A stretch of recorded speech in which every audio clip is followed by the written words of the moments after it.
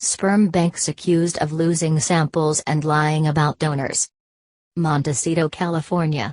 Even as she mourned the death of her 29-year-old husband from a rare genetic disorder, Sarah Robertson was comforted by knowing that 6 vials of his sperm were safely stored at the Reproductive Fertility Center, in Tank B, Canister 5, Cane G, Position 6, Color Blue, waiting until she was ready to have the baby they had both longed for.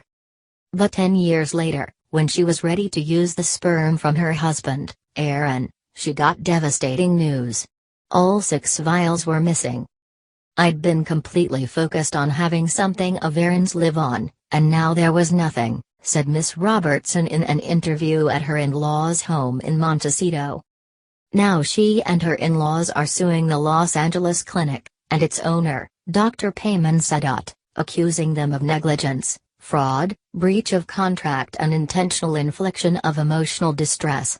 The suit, filed in May, also says the clinic misappropriated Mr. Robertson's sperm, which had a 50% chance of carrying Marfan syndrome, the disorder that killed him, and used it to supply other patients who would not know to undergo testing to ensure their babies did not inherit the disorder. The Robertsons' case is part of a new wave of lawsuits against sperm banks, highlighting claims of deception and negligence, and adding an array of challenges beyond the long-standing issue of undetected genetic problems.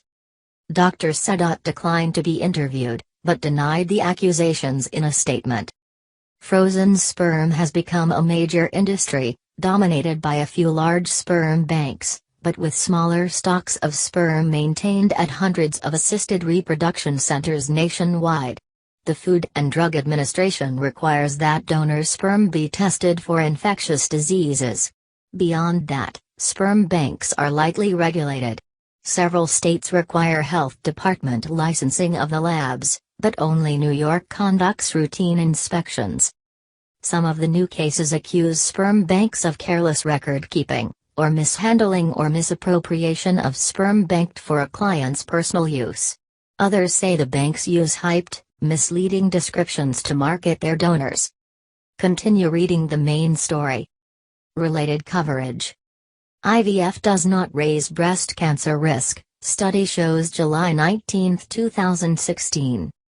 With in vitro fertilization, persistence pays off, study suggests December 22, 2015.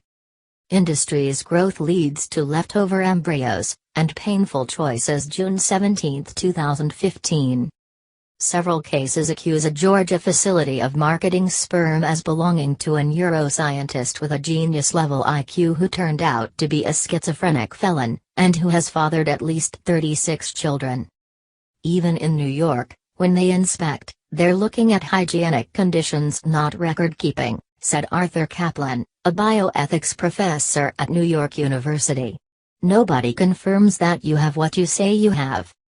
It's absurd that we have these materials so valuable that people pay to store them, but we run it like a 19th century grocery, he continued.